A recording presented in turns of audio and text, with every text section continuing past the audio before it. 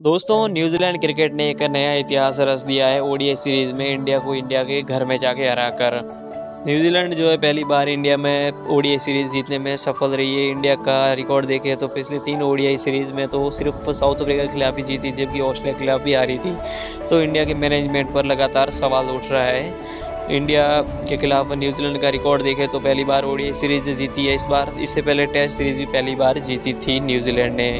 इस बार जो है न्यूजीलैंड और इंडिया के बीच 3 मैचों की ओडीआई सीरीज थी। इस सीरीज़ को तो इंडिया हार गई, लेकिन विराट कोहली ने सबका दिल जीत लिया।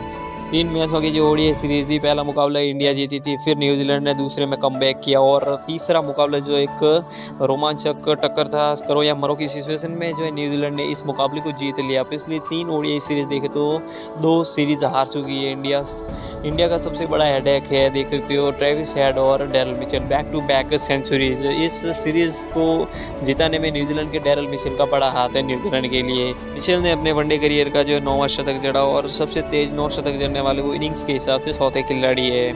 और अब आईसीसी की जो नई ओडीआई रैंकिंग जारी होने वाली है, उसमें डेरिल मिचेल नंबर 1 खिलाड़ी बनते हुए नजर आएंगे आपको। डेरिल मिचेल ने इस सीरीज में बेहद ही शानदार प्रदर्शन किया है, 2 शतक और 1 अर्धशतक। इस सीरीज के प्लेयर ऑफ द सीरीज भी डेरिल मिचेल ही रहे। इंडिया के खिलाफ तो इनका रिकॉर्ड बेहद ही धमाकेदार रहा है। वर्ल्ड कप में 2 शतक और इस सीरीज में भी 2 शतक लगाए डेरिल मिचेल ने। तो इंडिया के लिए सबसे बड़ा हेडेक है वो है डेरिल मिचेल। न्यूजीलैंड के लिए डेरिल मिचेल एक ओडीआई सीरीज में सबसे अधिक रन करने वाले खिलाड़ी हैं। उन्होंने इस सीरीज में 352 रन बनाए। इस तीसरे ओडीआई मुकाबले में ग्लेन फिलिप्स ने भी 106 रनों की शानदार पारी खेली और इसके अलावा डेरिल मिचेल ने भी शतक जड़ा था, जिसकी बदौलत 337 रन बनाए थे न्यूजीलैंड ने पहले बल्लेबाजी करते हुए और 338 का एक विशाल लक्ष्य रखा था इंडिया के सामने। रोहित शर्मा एक बार फिर से जो है इस सीरीज में फ्लॉप साबित हुए। पहले में 11, उसके बाद 24, फिर 26, ये स्कोर है रोहित शर्मा का इस ओडीआई सीरीज में। रोहित शर्मा से जिस प्रकार की उम्मीदें थी वो उन उम्मीदों पर जो है खड़े नहीं उतर पाए इस बार। तो इसके बाद विराट कोहली ने अपने इंटरनेशनल करियर का 85वां शतक जड़ा है इंटरनेशनल क्रिकेट में और अकेले दम पर जो है न्यूजीलैंड के खिलाफ लड़ते रहे, लेकिन उनको कोई और साथ नहीं मिला इस सीरीज में। विराट कोहली अकेले दम पर न्यूजीलैंड के खिलाफ खेलते रहे और उन्होंने 85वां वनडे शतक जड़ा। अब विराट कोहली सचिन तेंदुलकर से 15 शतक और दूर है। हालांकि हर्षित राणा ने थोड़ा बहुत साथ दिया, 52 रनों की शानदार पारी खेली, लेकिन एक और बड़ी साझेदारी इंडिया को ये मैच जिता सकती थी।